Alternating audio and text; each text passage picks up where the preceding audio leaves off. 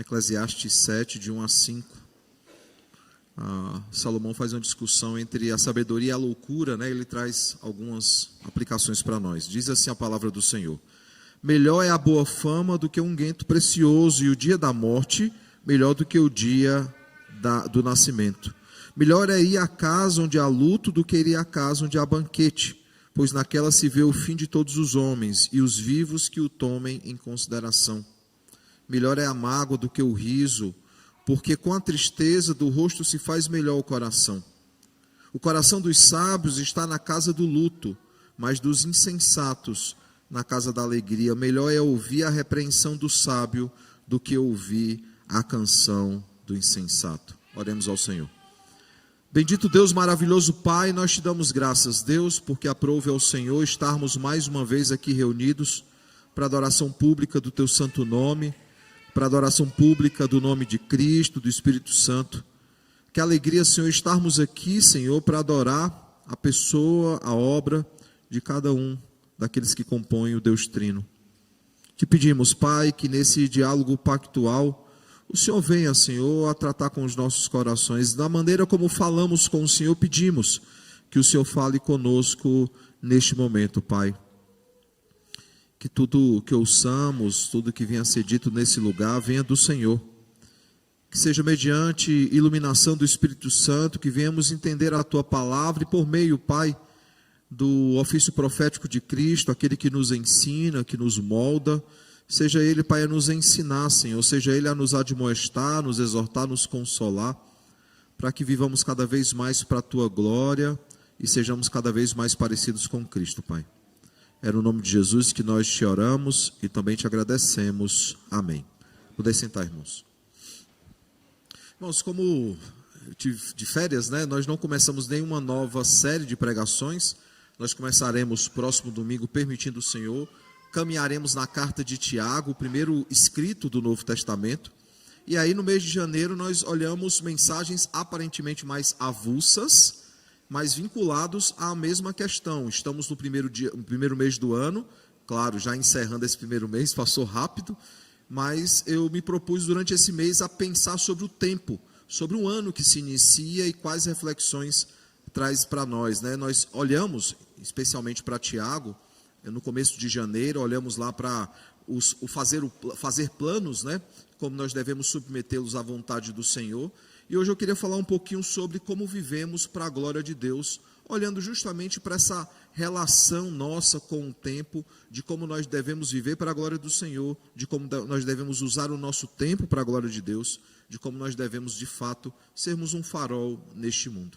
Olhando assim para esse texto, irmãos, ele já nos faz refletir sobre o século que nós vivemos. Nós vivemos no século 21, um século que é composto aí por profundas transformações, não apenas tecnológicas, mas também de conduta, né?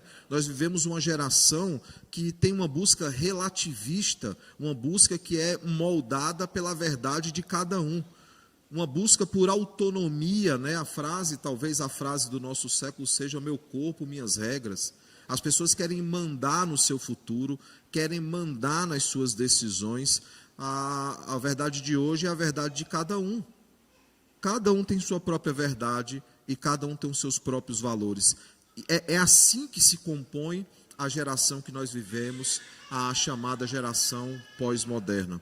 O homem, ele quer ser senhor da sua vida, ele quer ser senhor das suas escolhas. E nós vimos, irmãos, já em outras mensagens, que existe uma busca por conquistas, existe uma busca hoje em dia por realizações pessoais, por sucesso e tantas outras coisas. Uma busca pela própria busca, o fim em si mesmo.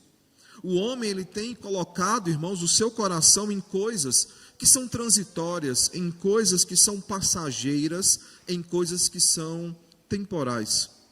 Salomão, ele teve esse mesmo momento na vida dele, de buscar e não conseguir achar, e a conclusão dele é que essa busca desenfreada, sem propósito algum, ou um motivo superior, é correr atrás do vento. Nessa chamada pós-modernidade. Eu digo chamada pós-modernidade porque hoje em dia ela recebe vários nomes, várias designações ou denominações. Há uma busca, irmãos, por várias coisas, e não apenas isso. É uma geração composta por conceitos que antes eram absolutos e agora são relativos. As verdades que antes eram irrefutáveis, ou seja, eram axiomas, hoje elas podem ser negociadas ou até mesmo diminuídas. Isso tem virado, então, objeto de muitas discussões, de muitos questionamentos e, infelizmente, de muita relativização.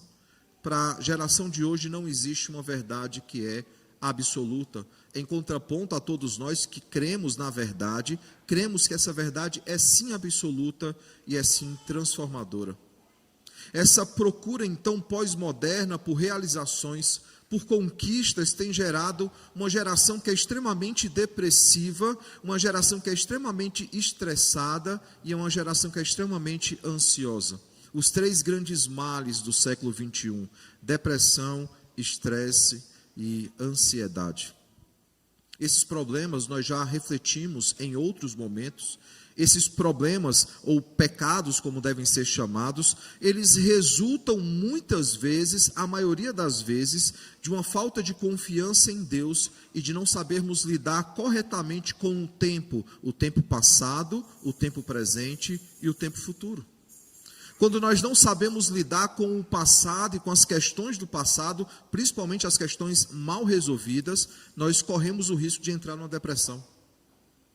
Quando queremos correr de qualquer forma e realizar de qualquer jeito, achando que o dia tem mais do que 24 horas, nós entramos num estresse. Hoje se chama de burnout, esgotamento, né? As pessoas ficam esgotadas, extremamente estressadas, ouriças, irritadiças, elas não conseguem lidar com as pessoas em relacionamento. E quando nós não sabemos lidar bem com o futuro, quando achamos que podemos antecipar as coisas, e Tiago diz, como nós já vimos na última pregação, de que isso é um pecado contra Deus, porque devemos submeter todos os nossos planos e projetos ao Senhor e à vontade do Senhor. Quando nós tentamos antecipar as coisas e viver um futuro que ainda não existe, pode ser que nunca exista, nós nos tornamos ansiosos. Voltando então para o texto de hoje, nós temos diante de nós um texto que foi escrito por Salomão, o homem mais sábio que já existiu, e ele se autoproclama nesse livro de O Pregador. O outro livro escrito por ele, Provérbios, ele escreve ao seu filho, trazendo ao seu filho sabedoria para que ele fosse um bom rei. Aqui ele é o pregador, aqui ele olha para a sua vida e usa a sua vida como exemplo para chamar a atenção das gerações mais jovens de como eles deveriam viver e de como eles não deveriam viver. Ele deseja, irmãos, com certa idade, falar sobre o sentido da vida, falar sobre o propósito da vida e deixar conselhos para as próximas gerações. Ele tem essa preocupação de ensinar às gerações que virão quais erros eles não poderiam cometer e qual seria o melhor caminho para que isso acontecesse. Logo, Salomão, que passou toda a sua vida atrás daquilo que ele achava importante, daquilo que ele achava necessário, daquilo que ele achava fundamental, ele percebe em certa idade que tudo isso era vaidade, vaidade de vaidades, correr atrás do vento. Qual é a conclusão de Salomão no meio de todo esse processo? Que sem Deus nada vale a pena. Lembrem-se, irmãos, ele correu atrás de muitas coisas, ele correu atrás de mulheres, ele correu atrás de riquezas, ele correu atrás do próprio conhecimento, e o conhecimento pelo conhecimento é vaidade, ele correu atrás de realizações pessoais, e tudo isso ele considerou vão. Ele entendeu que era correr atrás do vento, era vaidade. No final do livro, nós temos o Salomão já maduro, que traz para nós reflexões, e a olhar então para o capítulo 11, o final do capítulo 11, e o começo do capítulo 12, nós já meditamos nesse texto em outras ocasiões. Ele chega à conclusão de que devemos viver para a glória de Deus, e devemos viver de uma forma que agrade ao nosso Deus, sabendo que um dia nós prestaremos contas diante do Senhor.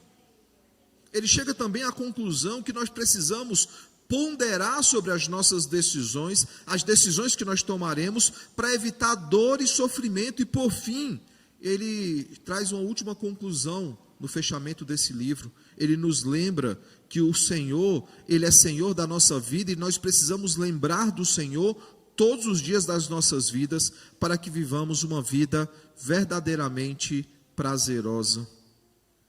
No texto de hoje, irmãos, nós somos chamados a olhar justamente para a conclusão que Salomão nos traz, mas olhando então para o seu desenvolvimento, quando ele nos chama, por meio do texto de hoje, a viver uma vida que agrade ao Senhor. Ele nos traz o sentido da vida e como nós devemos viver para a glória de Deus.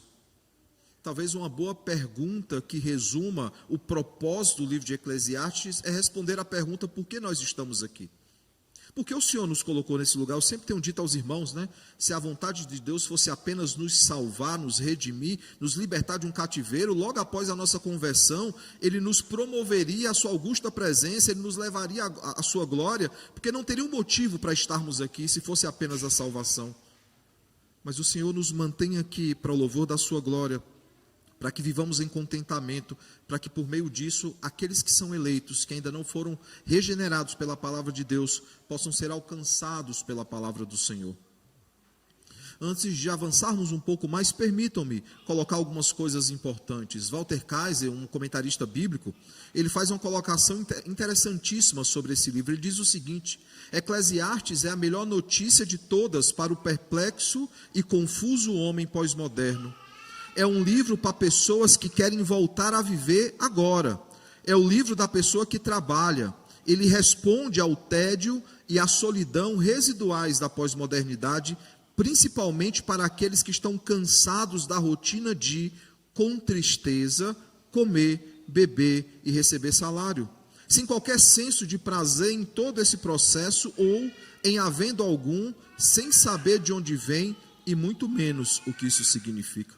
De fato, irmãos, a queda faz com que o trabalho seja para nós penoso. O trabalho não é consequência da queda. O trabalho existe antes da queda. Adão trabalhava no jardim, Eva trabalhava no jardim.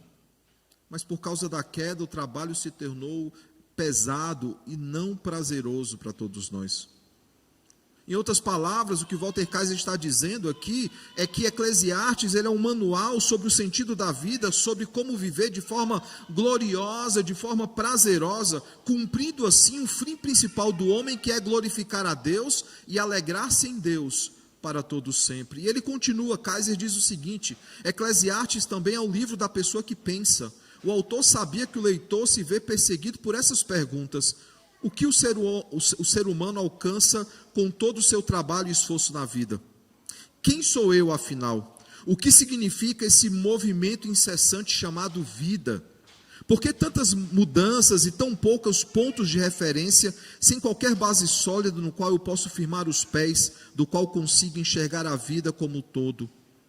Outra pergunta: como devo ser um pouco mais mundano que você, ou como devo adotar uma postura mais moralista que você? Por fim, ou haveria uma terceira alternativa que ao mesmo tempo aceita o mundo e a honra de Deus? Perceba que ele traz reflexões dizendo: eu devo buscar ser um pouquinho mudando para me enquadrar, um pouco mais moralista para me afastar, ou há um meio termo onde eu consigo neste mundo viver como um cidadão celeste e eu consigo causar diferença no meu local de trabalho entre pessoas que não conhecem e não confiam no Senhor?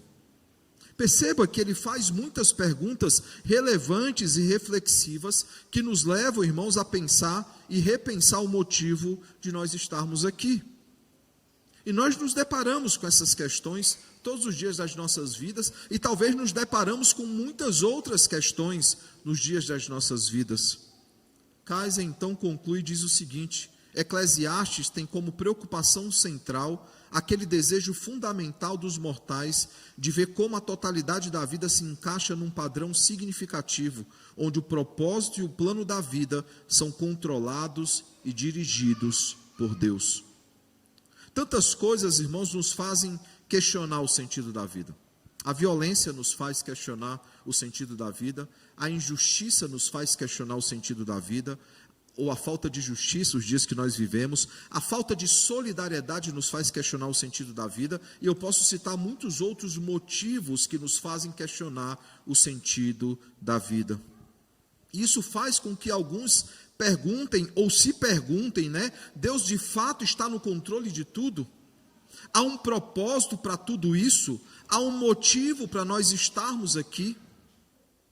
Eclesiastes mesmo começa a responder essa questão quando no capítulo de número 3, Salomão ele já antecipa e já traz uma discussão interessante sobre o tempo, quando ele diz: tudo tem o seu tempo determinado e há tempo para todo propósito debaixo dos céus. Ele se referindo aqui no capítulo 3, né, verso 1, e no verso 2 ele diz: há tempo de nascer e tempo de morrer, tempo de plantar e tempo de arrancar o que se plantou. O verso 3, tempo de matar, tempo de curar, tempo de derribar e tempo de edificar.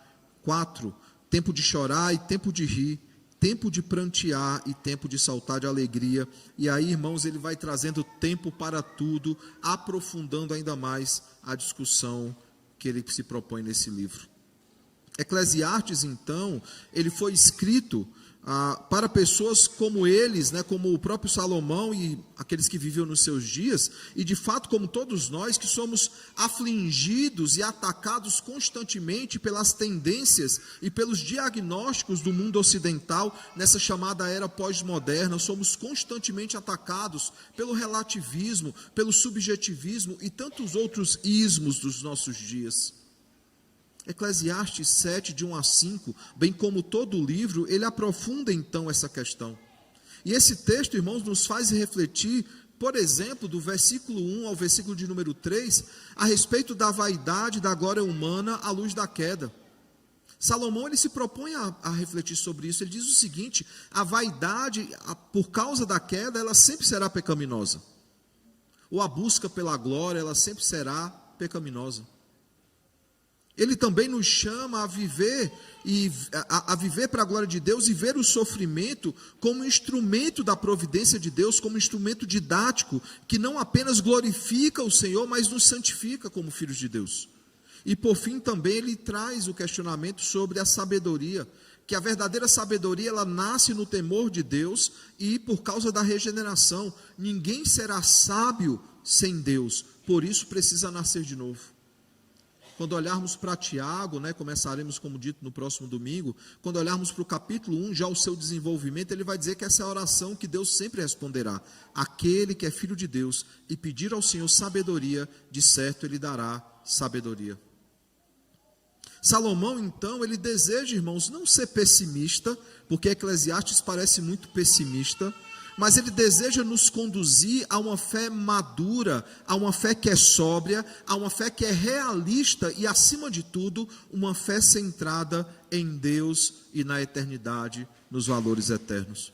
Por isso eu pergunto, quais são as lições que Salomão então se propõe por meio do texto que nós lemos? A primeira lição, irmãos, é que ele nos chama de forma muito enfática a lutar contra a vaidade. Veja o versículo de número 1. Melhor é a boa fama do que um unguento precioso, e o dia da morte melhor do que o dia do nascimento.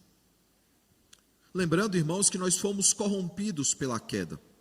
E a queda, ela não apenas nos atinge de forma condenatória, mas ela nos atinge em todas as áreas das nossas vidas. Por exemplo, no matrimônio, na paternidade, na maternidade, na irmandade, no trabalho e todas as outras coisas que nós desempenhamos foram afetados pela queda. Infelizmente, nunca seremos plenos e perfeitos naquilo que nós nos propomos a fazer. Assim, por causa da queda, nós perdemos a capacidade de julgar corretamente aquilo que é bom e aquilo que glorifica o Senhor.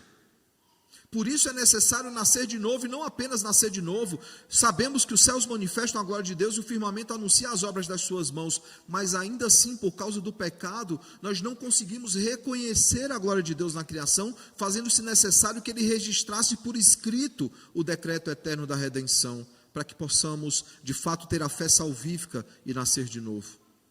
Quando o autor aqui ele se refere a um unguento precioso, ele aponta para a nossa inclinação ao prazer imediato e à busca por aprovação social, o chamado temor de homens. Muitos, ao invés de temer a Deus, temem homens, temem a opinião de homens, temem perder a amizade de algumas pessoas.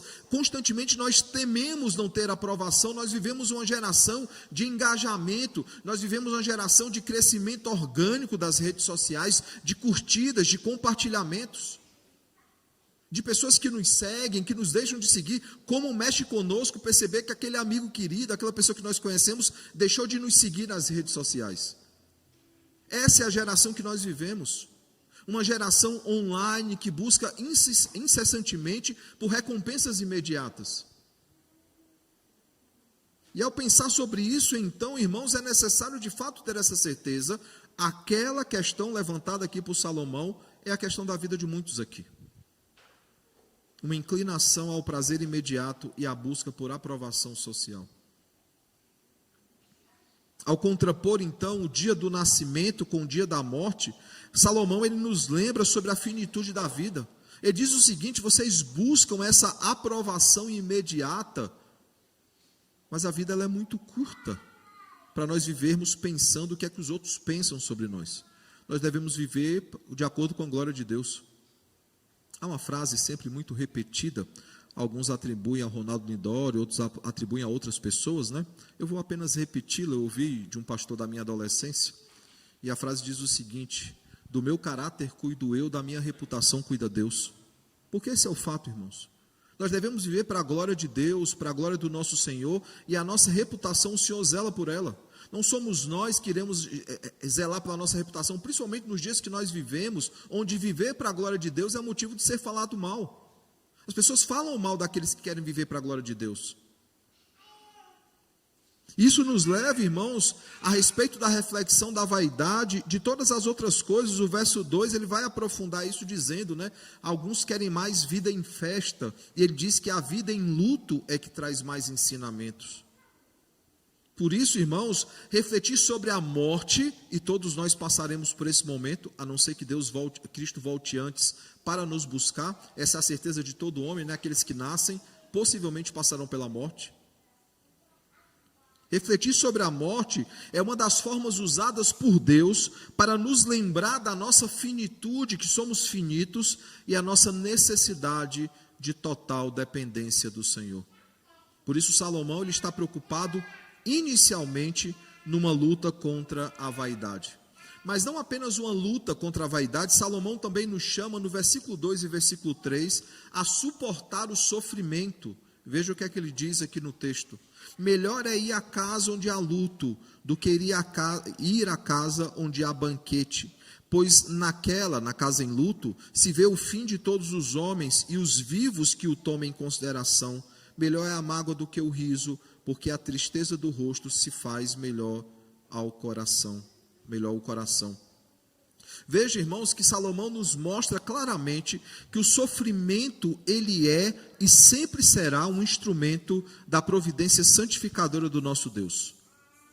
O sofrimento, irmãos, ele tem um fim glorioso e ele tem também um fim proveitoso. É isso que nós aprendemos nesse texto, em tantos outros textos. Caminhamos em Gênesis e aprendemos isso. Olhamos para Romanos 8 e aprendemos isso. O sofrimento, ele é santificador. O sofrimento, ele nos molda, ele nos quebra e nos refaz para que sejamos cada vez mais contentes no Senhor. Lembrando, irmãos, que Deus, ele governa todas as coisas, inclusive o sofrimento. Ele está no trono em todos os momentos, inclusive quando nós sofremos. E esse sofrimento, muitas vezes, é para a sua glória, ou seja, um fim glorioso, e é também para o nosso bem, ou seja, um fim proveitoso. Romanos 8, 28 deixa isso bem claro, que todas as coisas, boas e ruins, cooperam para o nosso bem. O luto nesse texto, irmãos, é mostrado como instrumento pedagógico e santificador que nos instrui e também nos corrige. Quando nós olhamos para aquele que morreu e o que nós lembramos a respeito dele, nós refletimos sobre como nós devemos viver, ou para viver semelhantemente àquele que se foi, que Deus levou para si, alguém que viveu piedosamente, nós nos espelhamos nele, como Hebreus 13, 7 diz, olhai para a fé dos vossos guias e imitai a fé dos vossos guias, ou se ele viveu de uma forma que não agrada ao Senhor, nós olhamos para a vida dele que desagradou a Deus e dizemos, nós não cometeremos os mesmos pecados e os mesmos erros, eu não viverei do jeito que esse homem viveu. O fato, irmãos, é que o luto, ele tem sim um papel pedagógico e santificador. E a tristeza, irmãos, apresenta um valor redentivo e formativo. Hebreus 12, de 6 a 11, deixa isso bem claro. Quando questionando lá sobre alguns que sofriam por causa do evangelho, vai dizer, vocês nem sangraram ainda. O sofrimento, ele é santificador, ele diz isso. Ele diz que a disciplina parece inicialmente um motivo de tristeza, mas é motivo de alegria e de crescimento. Ele refaz o vigor daquele que está desanimado, ele recompõe aquele que está de joelho, coloca-o de pé. E aí ele conclui dizendo que sem santidade, sem esse processo de santificação, é impossível ver o Senhor.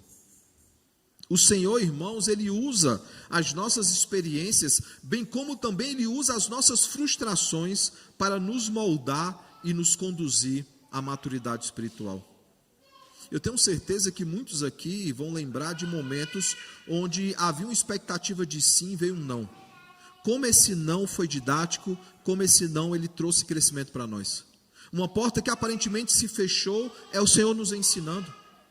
O não que nos foi dado é o Senhor nos ensinando. Lembrem-se, irmãos, nada foge ao seu controle, nada foge ao seu poderoso poder, o seu poderoso controle, a sua boa mão, ele continua no trono, governando tudo para a glória do seu nome.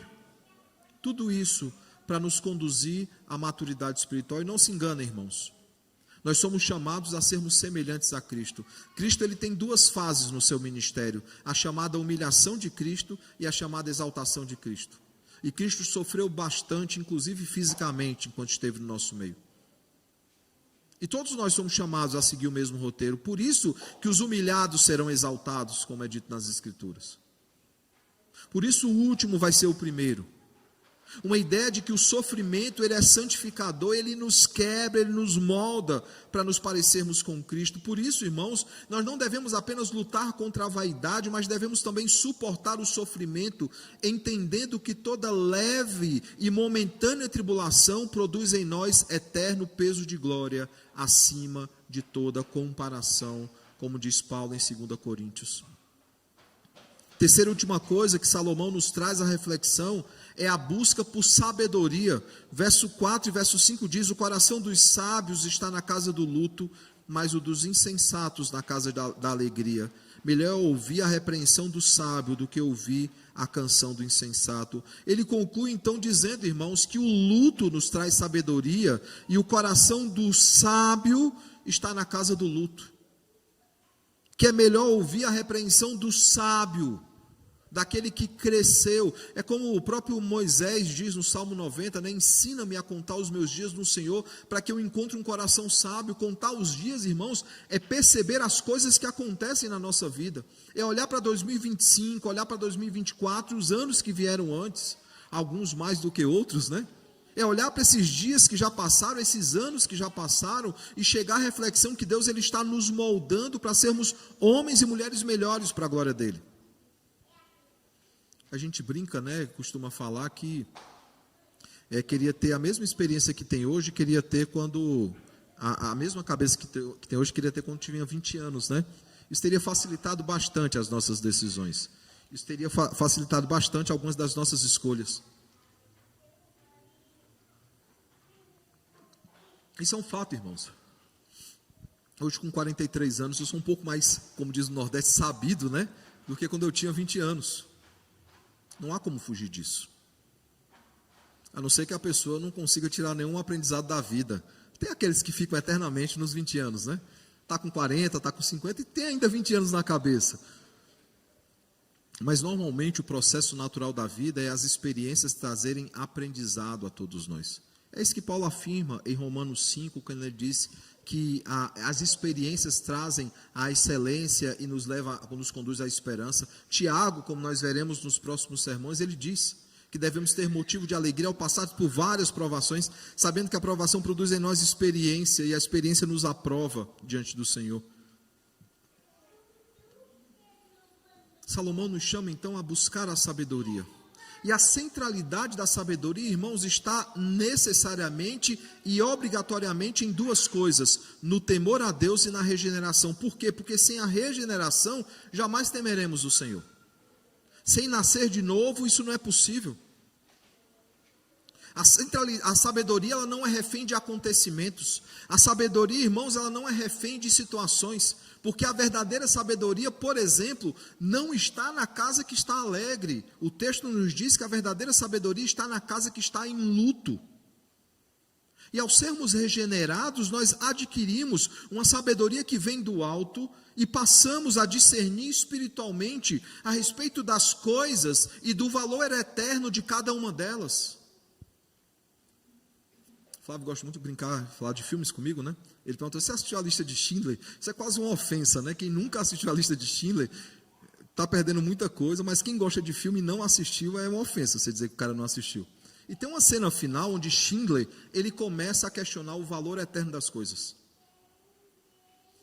Ele vê as pessoas que ele conseguiu livrar. Eu estou dando spoiler absurdo para quem nunca assistiu, mas é um filme de, 30, 40 anos. Nem se encaixa mais no artigo lá sobre spoiler. Ele começa então a olhar para as vidas que ele salvou, a guerra finalmente acabou, e ele começa a se questionar: se eu tivesse vendido esse anel, eu teria salvo mais 2 ou 3 vidas. Se eu tivesse vendido esse carro, eu teria salvo mais 5, 6 vidas. E ele começa a olhar para as coisas materiais e entender que nelas não há valor eterno algum. Eclesiastes nos chama, irmãos, a essa reflexão e por meio da regeneração, de discernir a respeito das coisas e do valor eterno de cada uma delas. Já o insensato, não. O insensato que não nasceu de novo, ele não é sábio, ele não discerne das coisas eternas. Por isso, ele prefere estar num banquete do que numa casa em luto. A sabedoria bíblica, irmãos, ela é e sempre será fruto da regeneração, a verdadeira sabedoria, e se manifesta na capacidade de viver como um cidadão celeste, de se portar como um cidadão celeste, de lembrar que a nossa pátria não está aqui, ela está nos céus, onde um dia nós estaremos com o Senhor. E aquele que nasceu de novo, irmãos, não apenas teme a Deus, mas sabe tirar lições sábias, sabe tirar proveito espiritual dos sofrimentos dessa vida. Pode ser que diante de algumas situações, irmãos, nós não saibamos ainda o significado daquela situação, mas nós aquietamos o nosso coração, nós confiamos em Deus dizendo: eu ainda não entendi por que isso aconteceu, eu não sei qual o motivo disso, mas o Senhor certamente irá me ensinar alguma lição preciosa por meio dessa situação, porque todas as coisas cooperam para o meu bem. Eu concluo então perguntando, irmãos, o que é que nós aprendemos no texto dessa manhã? Que aplicações nós podemos tirar do texto de hoje? Primeiro, nós precisamos lutar contra a vaidade, entendendo que o nosso fim principal é glorificar a Deus para sempre. Nosso propósito aqui, irmãos, não é realizar sonhos nossos. E não que todos os sonhos não sejam lícitos, não é isso que eu estou dizendo. Ter filhos, constituir família, realizar projetos, tudo isso deve glorificar o Senhor e deve ser usado somente para isso. O que eu estou dizendo é que não é um fim em si mesmo. O fim das nossas vidas é a glória de Deus. Essas coisas são meios para a glória de Deus. Ao falar sobre vaidade também, eu reputo aqui e recrimino aquela autossuficiência. A pessoa que é autossuficiente, ela é vaidosa. A pessoa que confia na sua própria força, ela é vaidosa. A pessoa que confia na sua própria capacidade, no seu próprio currículo, ela é vaidosa. A pessoa que acha que pode, que realiza, que consegue, são pessoas vaidosas, irmãos. São pessoas que pensam sobre si mais do que convém. E o texto de hoje nos chama a lutar contra a vaidade, nos lembrando que o motivo de nós estarmos aqui é não sermos uma pessoa com um perfil gigantesco na internet, ou com muito engajamento, ou com pessoas nos seguindo e nos curtindo. O motivo de nós estarmos aqui é apontar para a glória de Deus e manifestar a glória de Deus. Segunda coisa, irmãos, nós precisamos suportar o sofrimento, e ao dizer isso, nós somos lembrados sobre o nosso fim principal, que não é apenas glorificar a Deus, mas alegrar-se em Deus para todo sempre, independentemente do sofrimento. Nós nos alegramos no Senhor. Se as coisas dão certo, nos alegramos no Senhor. Se as coisas aos nossos olhos dão erradas, nos alegramos no Senhor. Porque como vemos em Eclesiastes 3, há tempo para todas as coisas. Há o tempo de nascer, o tempo de morrer, o tempo de plantar, o tempo de colher. Há tempo para tudo, irmãos. O tempo para se alegrar, o tempo para se entristecer. Mas precisa existir no nosso coração um verdadeiro contentamento. Um contentamento que nos traz a ideia de uma alegria profunda, de um regozijo. Nós nos regozijamos no Senhor, como Paulo diz: alegrai-vos no Senhor, outra vez vos digo, alegrai-vos.